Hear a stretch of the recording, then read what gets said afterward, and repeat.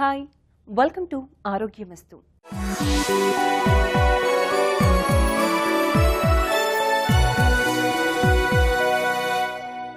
అది ప్రపంచవ్యాప్తంగా అత్యంత వేగంగా విస్తరిస్తున్న వ్యాధుల్లో మొదటిది.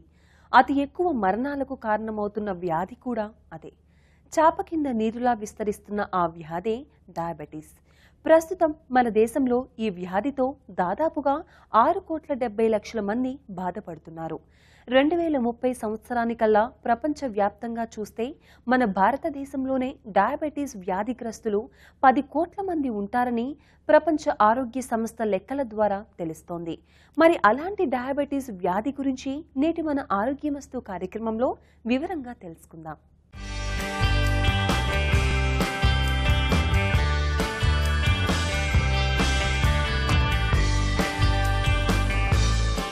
భారతదేశంలో గత 20-30 సంవత్సరాల్లో డయాబెటీస్ పేషెంట్స్ యొక్క సంఖ్య బాగా పెరిగింది. 2025-2030 నాటికి ఇది ఇంకా గణనీయంగా పెరగబోతోంది.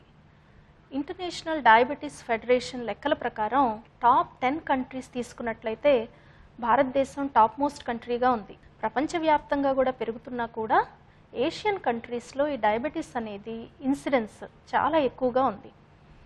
అయితే దీనికి చాలా కారణాలు ఉన్నాయి.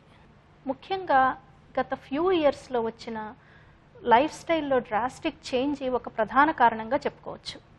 మన ఏషియన్ కంట్రీస్ ముఖ్యంగా భారతదేశంలో చూసినట్లయితే ఇది చిన్న వయసు వారిలో రావటం, అంతేకాకుండా ఒబేసిటీ ఒక ప్రధానమైన రిస్క్ ఫ్యాక్టర్ కాబట్టి ఒబేసిటీ లెవెల్ స్టార్టింగ్లోనే, అంటే వెస్టర్న్ కంట్రీస్లో బాడీ మాస్ ఇండెక్స్ 25 అయితే మన భారతదేశంలో 22 BMIకే రిస్క్ అనేది పెరుగుతూ ఉంది. ఈ నేపథ్యంలో ఈ డిసీజ్ గురించిన అవగాహన అనేది ప్రజల్లో ఉండటం చాలా ముఖ్యమైనది. భారతదేశంలో నేటి పరిస్థితుల్లో ఎక్కడికెళ్ళినా వినపడేటువంటి సర్వసాధారణమైనటువంటి పదం డయాబెటీస్ లేదా షుగర్ వ్యాధి లేదా మధుమేహం. ఇది ఒక 10-15 సంవత్సరాల క్రితం కనుక చూసుకున్నట్లయితే ఇంత సర్వసాధారణంగా కనిపించేది కాదు. కానీ ఇవాళ రోజున చూసినట్లయితే ఎవరిని అడిగినా సరే మా ఫ్యామిలీలో ఎవరో ఒకరికి డయాబెటీస్ ఉందనో లేకపోతే మా తెలిసిన వాళ్ళకి డయాబెటీస్ ఉందనో చెప్తున్నారు. కారణం ఏంటంటే మనలో వచ్చినటువంటి దైనందిక చర్యలో వచ్చినటువంటి మార్పులు అన్నమాట. ఇదివరకు రోజున మన ఆఫీస్కి వెళ్ళాలనుకుంటే నడిచన్నా వెళ్ళేవాళ్ళం, లేకపోతే బస్ ఎక్కి వెళ్ళేవాళ్ళం, లేకపోతే సైకిల్ ఎక్కి వెళ్ళేవాళ్ళం. ఇవాళ రోజున ఈ మూడు చేసేటువంటి మనుషులు బహుశా కనిపించట్లేదని చెప్పడంలో ఎలాంటి అతిశయోక్తి లేదు. ఇవాళ రోజున ఏంటంటే బైకో లేకపోతే కారులోనో తప్పితే ఎవరు ఆఫీస్కి వెళ్ళట్లేదు. దానివల్ల మనకు తెలియకుండానే మనం చేసేటువంటి ఎక్సర్సైజ్ ఏదైతే ఉందో, అంటే వ్యాయామం ఏదైతే ఉందో అది తగ్గిపోతుంది. దాంతోపాటు మన యొక్క బిజీ లైఫ్ స్టైల్స్ వల్ల ఏమవుతుందంటే మనం తినేటువంటి ఆహార నియమాల్లో కూడా రకరకాలైనటువంటి మార్పులు వచ్చినాయి. జంక్ ఫుడ్స్ ఏదైతే అంటారో వాటిని ఎక్కువగా తినటం జరుగుతుంది. కన్వీనియన్స్ ఫుడ్స్ అంటే మనకి అందుబాటులో ఏదైతే దొరుకుతుందో దాన్ని తినడం జరుగుతుంది. అంతేగాని మనకి ఏది అవసరమో అది తినడం జరగట్లేదు. వీటన్నిటి వల్ల మన యొక్క సమాజంలో డయాబెటీస్ విపరీతంగా పెరిగిపోతుంది. ఎంతగా పెరిగిపోతుందంటే ప్రపంచంలో ప్రతి 5 డయాబెటిక్స్లో ఒకళ్ళు మన దేశంలో ఉన్నారు. ఇట్లానే కనుక మనం కనుక కంటిన్యూ అయినట్లయితే కనుక ముందు ఇంకొక 10 సంవత్సరాల్లో ఈ నెంబర్స్ ఏవైతే ఉన్నాయో ఆల్మోస్ట్ డబుల్ అవుతాయి. డయాబెటీస్ అంటే మన శరీరంలో చక్కెర శాతం పెరగటం, రక్తంలో గ్లూకోజ్ స్థాయి పెరగటాన్ని మనం డయాబెటీస్ అంటాం. అసలు ఈ గ్లూకోజ్ ఎందుకు ఎలా ఉపయోగపడుతుంది అనేది చూద్దాం. మన శరీరంలో అన్ని కణజాలాలు, మజిల్స్ కానీ, బ్రెయిన్ కానీ, హార్ట్ కానీ అన్ని కణజాలాలు కూడా ఫంక్షన్ అవ్వాలంటే గ్లూకోజ్ అనేది ఫ్యూయల్ లాంటిది అనమాట. ఈ గ్లూకోజ్ సహాయంతోనే అవి వాటి జీవక్రియల్ని జరుపుతూ ఉంటాయి. అయితే ఈ గ్లూకోజ్ మనం తిన్న ఆహారంలోంచి రక్తంలోకి అబ్జార్బ్ అవుతుంది. ఒకసారి ఇలా రక్తంలోకి అబ్జార్బ్ అయినాక మజిల్స్ కానివ్వండి, మనం ఎక్సర్సైజ్ చేసినప్పుడు కానీ అవసరానికి అనుగుణంగా గ్లూకోజ్ అనేది వినియోగించబడుతుంది. ఒకవేళ ఈ గ్లూకోజ్ కనుక ఎక్సెస్గా ఉంటే దాన్ని లివర్ తీసుకొని స్టోరేజ్ ఫామ్లో దాచిపెట్టుకుంటుంది. అంటే ఇప్పుడు ఎక్కువ ఉంది కాబట్టి ఫ్యూచర్లో ఎప్పుడైనా అవసరం వచ్చినప్పుడు దాన్ని బ్రేక్ డౌన్ చేసి మళ్ళీ గ్లూకోజ్ లాగా రక్తంలోకి అందిస్తూ ఉంటుందన్నమాట. సాధారణంగా ఈ క్రియ అనేది జరుగుతూనే ఉంటుంది. ఇదంతా జరగటానికి ఈ టిష్యూస్ తీసుకోవటం కానీ, లివర్ ఈ ఎక్సెస్ గ్లూకోజ్ని స్టోర్ చేయటం కానీ, ఈ రెండిటికి ముఖ్యంగా సహాయపడేది ఏంటంటే ఇన్సులిన్ అనే హార్మోన్. ఈ ఇన్సులిన్ అనే హార్మోను ప్యాంక్రియాస్ అనే గ్రంథి సెక్రీట్ చేస్తుంది. ఈ ప్యాంక్రియాస్ గ్రంథి ఎక్కడుంటుందంటే మన కడుపులో స్టమక్కి కొంచెం వెనక భాగంలో కొంచెం దిగువగా ఉంటుంది ప్యాంక్రియాస్ అనే గ్లాండ్. ఇది ఇన్సులిన్ హార్మోన్ని సెక్రీట్ చేస్తుంది. అయితే మామూలుగా ఏ జబ్బు లేని వాళ్ళలో ఇది సర్వసాధారణంగా జరిగిపోతూ ఉంటుంది. ఈ డయాబెటీస్ పేషెంట్స్లో ఏమవుతుందంటే ప్యాంక్రియాస్ సరిపోను ఇన్సులిన్ సెక్రీట్ చేయలేకపోవటం కానీ, ఒకవేళ సెక్రీట్ చేసినా కూడా ఈ టిష్యూస్ అనేవి ఈ ఇన్సులిన్ కమాండ్స్ని తీసుకొని గ్లూకోజ్ని యూటిలైజ్ చేసుకోలేకపోవటం కానీ, అంటే ఈ రెండు విధాలుగా సమస్య ఉండొచ్చు. చాలాసార్లు డయాబెటీస్లో ఈ రెండూ కూడా ఉంటాయి. ఎప్పుడైతే ఈ టిష్యూస్ సరిగ్గా ఉపయోగించుకోలేకపోతున్నాయో, లివర్ సరిగ్గా గ్లూకోజ్ని తీసుకోలేకపోతుందో మన రక్తంలో చక్కెర స్థాయిలు పెరిగిపోతూ ఉంటాయి. దాన్నే మనం డయాబెటీస్ అని పిలుస్తున్నాం.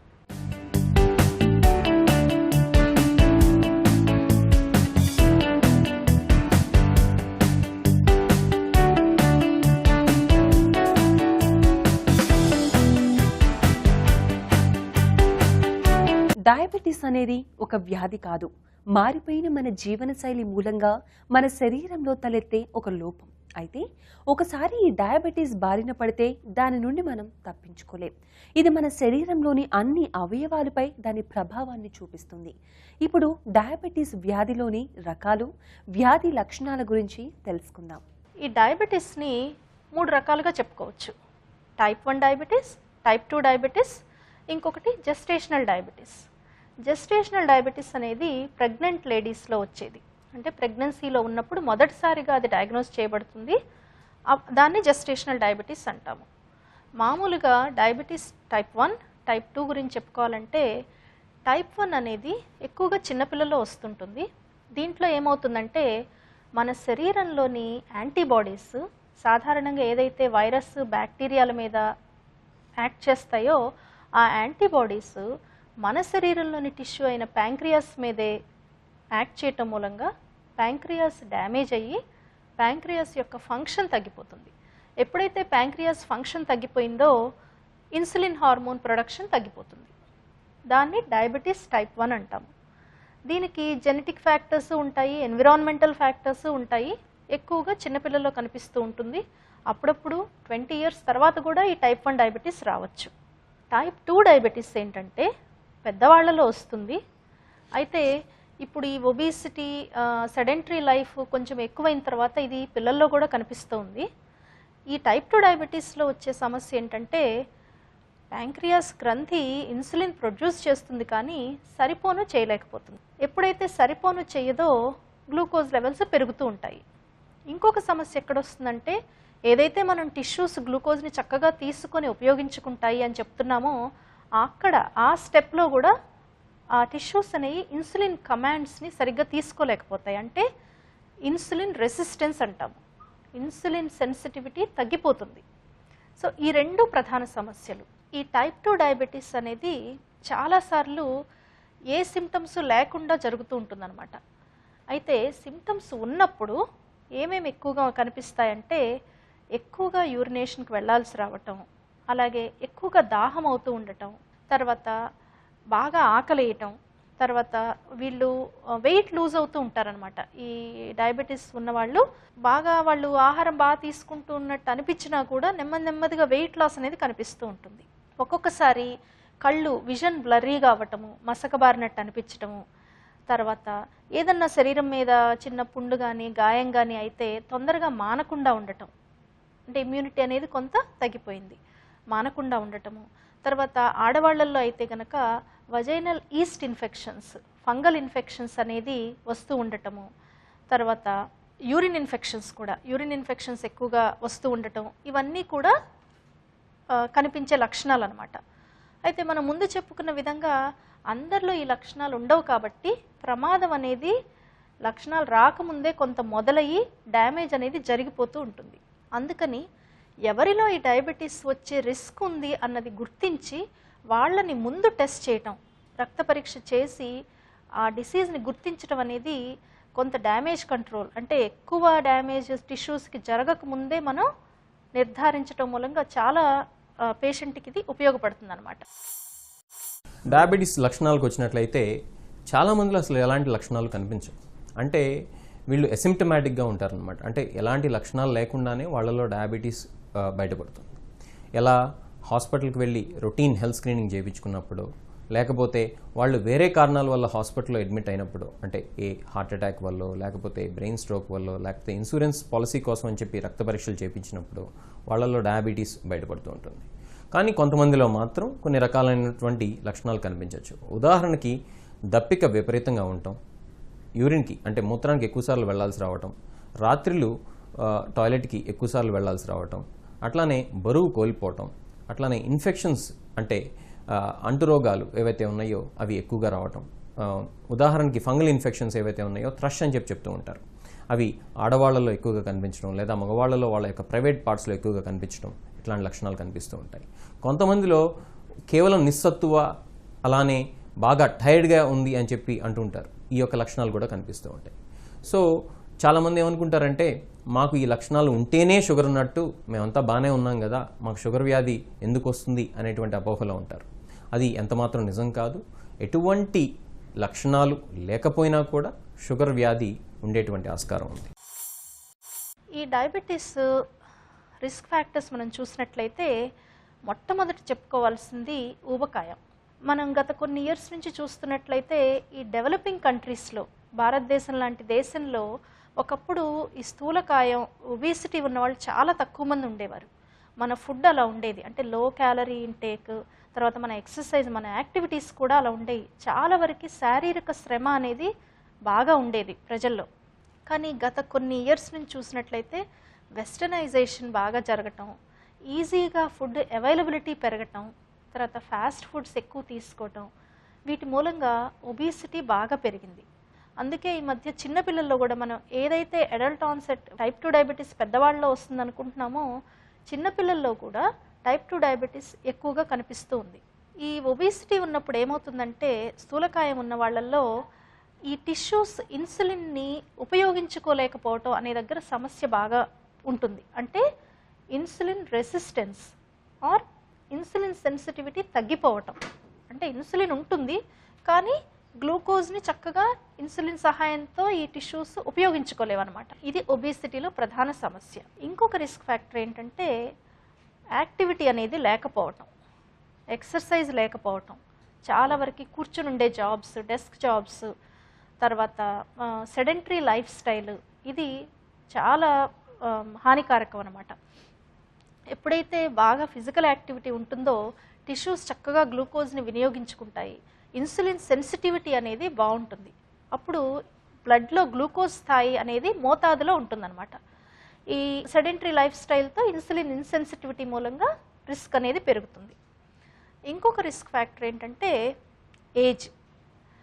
ఏజ్ పెరిగే కొద్దీ ఈ ఇన్సులిన్ ఇన్సెన్సిటివిటీ కానీ, కొంచెం ఒబేసిటీ పెరగటం కానీ, తర్వాత ఈ అబ్డామినల్ ఒబేసిటీ, ముఖ్యంగా మన భారతీయుల్లో వయసు పెరిగే కొద్దీ పొట్ట చుట్టూ కొవ్వు ఎక్కువ పేరుకోవటం జరుగుతూ ఉంటుంది.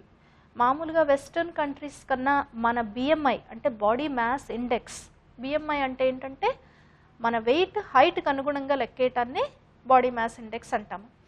బిఎంఐ తక్కువ ఉన్న వాళ్ళల్లో కూడా, అంటే మరీ ఎక్కువ లేని వాళ్ళలో కూడా పొట్ట దగ్గర కొవ్వు అనేది చూస్తుంటాం.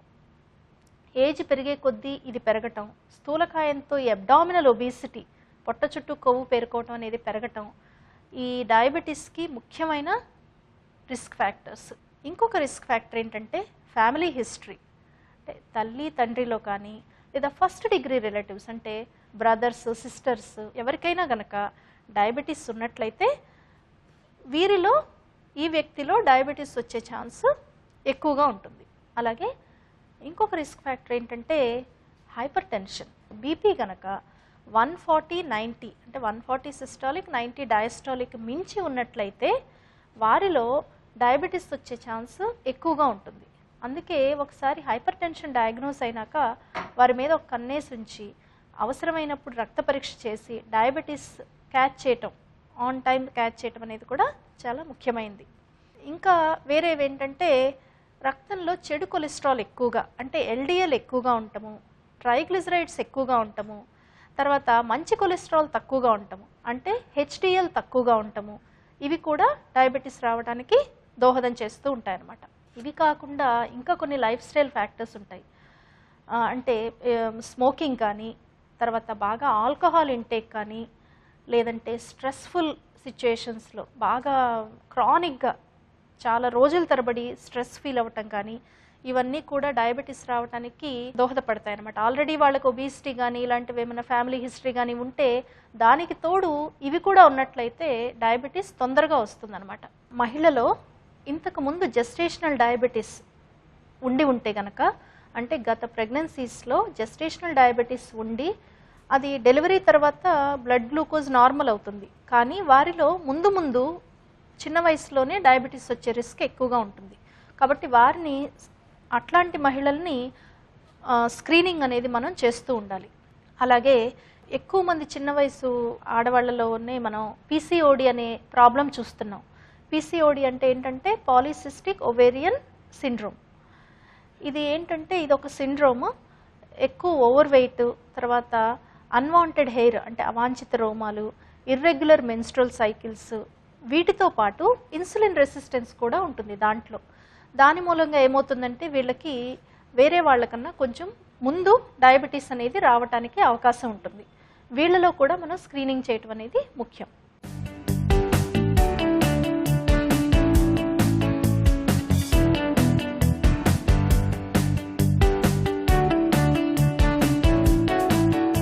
డయాబెటీస్ వ్యాధి లక్షణాలు కనపడకపోయినా చాలా మందిలో ఈ వ్యాధి ఉంటుందని, ఈ వ్యాధి తమకు ఉన్నట్లుగా 3వ వంతు ప్రజలకు తెలియదని ఇటీవల జరిపిన ఒక సర్వే ప్రకారం తెలుస్తోంది. అయితే ఇప్పుడు మనం ఈ డయాబెటీస్ వ్యాధి నిర్ధారణ ఎలా చేస్తారో తెలుసుకుందాం. ఈ ఫాస్టింగ్ గ్లూకోజ్ అంటే మార్నింగ్ ఇచ్చిన గ్లూకోజ్ డిన్నర్ తిన్న తర్వాత 8 గంటల నుంచి 10 గంటల వరకు ఫాస్టింగ్లో ఉన్న తర్వాత ఇచ్చేది, మార్నింగ్ ఇచ్చే శాంపుల్ని ఫాస్టింగ్ గ్లూకోజ్ అంటాము. ఈ ఫాస్టింగ్ గ్లూకోజ్ కనుక 126 మిల్లీగ్రామ్స్ పర్ డెసిలీటర్ కన్నా ఎక్కువ ఉన్నట్లయితే డయాబెటీస్గా డయాగ్నోస్ చేస్తాము. అలాగే ర్యాండమ్ బ్లడ్ గ్లూకోజ్ మామూలుగా డాక్టర్ విజిట్కి వచ్చినప్పుడు ఆర్డర్ చేసి మీరు వెంటనే ఇచ్చినట్లయితే, అంటే తిన్న తర్వాత కూడా random blood glucose any time of the day ఇచ్చేదాన్ని ర్యాండమ్ బ్లడ్ గ్లూకోజ్ అంటాం. ఇది 200 మిల్లీగ్రామ్స్ పర్ డెసిలీటర్ కన్నా ఎక్కువ ఉన్నట్లయితే డయాబెటీస్ అని నిర్ధారిస్తాము. అప్పుడప్పుడు ఈ టెస్టులు కనుక బోర్డర్లో ఉన్నట్టయితే మళ్ళీ ఇంకొకసారి డాక్టర్ రిపీట్ చేయవచ్చు. అప్పుడప్పుడు ఈ fasting blood glucose, random blood glucose అనేవి బోర్డర్లో ఉండి మనకి సపోర్టివ్ ఎవిడెన్స్ కావాలంటే HbA1c అని ఇంకొక టెస్ట్ ఉంటుంది. ఇదేంటంటే గత 2-3 నెలలుగా మన రక్తంలో ఉన్న గ్లూకోజ్ మోతాదుని చెప్పే టెస్ట్ అనమాట. సో ఈ HbA1c అనేది మనం సాధారణంగా డయాగ్నోసిస్కి ఉపయోగించము, కానీ ఒక సపోర్టివ్ ఎవిడెన్స్ లాగా మనకి ఉపయోగపడుతుంది అనమాట. ఈ HbA1c 6.5 సాధారణంగా హెల్దీ డయాబెటీస్ లేని వాళ్ళలో ఇది 5.7 కన్నా తక్కువ ఉంటుంది. ఇది 6.5 కన్నా కనుక ఎక్కువ ఉన్నట్లయితే అది మనకి సపోర్టివ్ ఎవిడెన్స్ లాగా ఉపయోగపడుతుంది. అంతే తప్ప ఒట్టి HbA1c టెస్ట్తో సాధారణంగా మనం డయాబెటీస్ని డయాగ్నోస్ చేయము.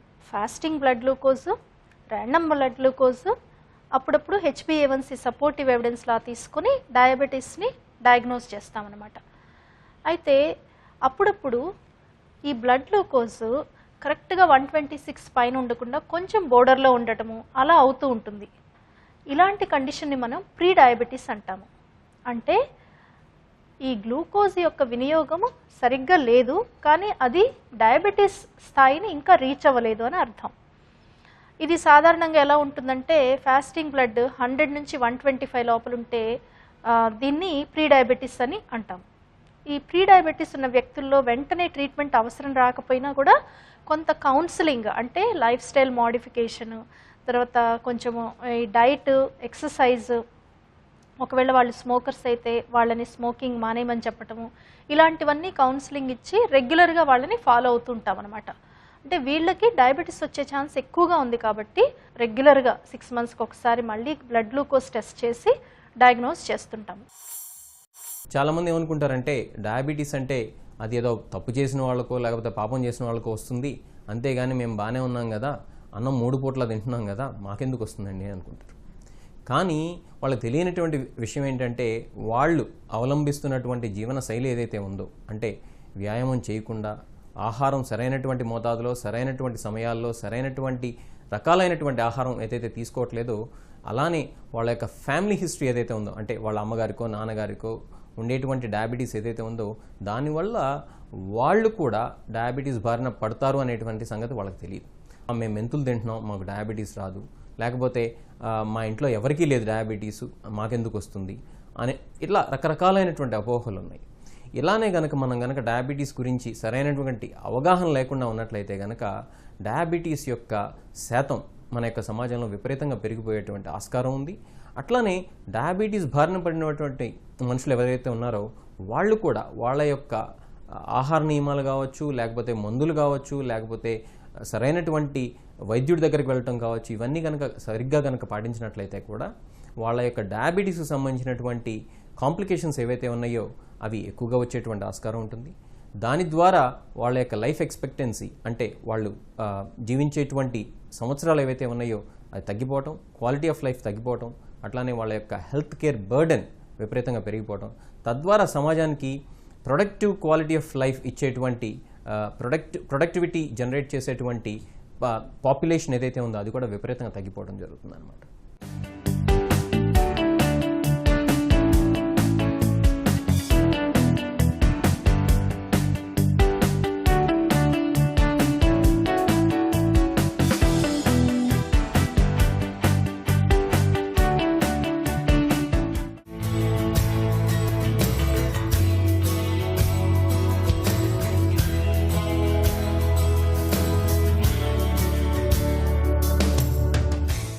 ఇప్పటిదాకా మనం డయాబెటీస్ వ్యాధి అంటే ఏంటి, దాని లక్షణాలు, ఈ వ్యాధి ఎవరిలో వస్తుంది, ఎలా నిర్ధారిస్తారు తదితర విషయాల గురించి తెలుసుకున్నాం కదా.